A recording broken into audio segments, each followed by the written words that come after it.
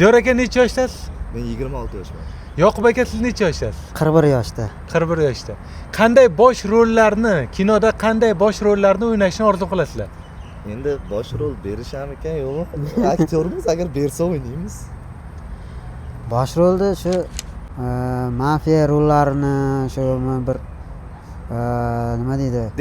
Detektiv, shunaqa rollarni bersa yaxshi bo'lardi deb o'ylayman.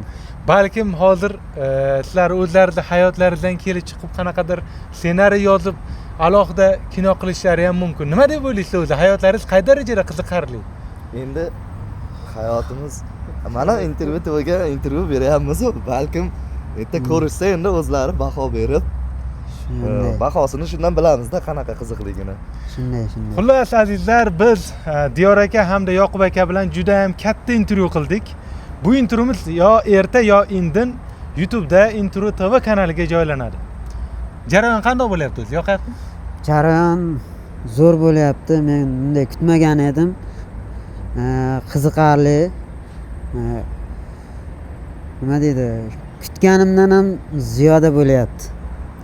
Haqiqatan kutilmagan taassurotlarga boy bo'lyapti.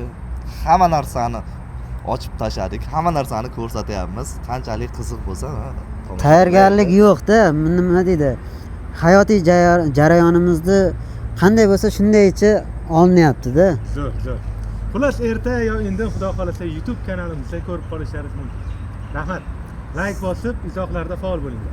Diyor akani ham, Yoqub akani ham Instagram sahifasiga obuna bo'lib qo'yinglar. Kutamiz.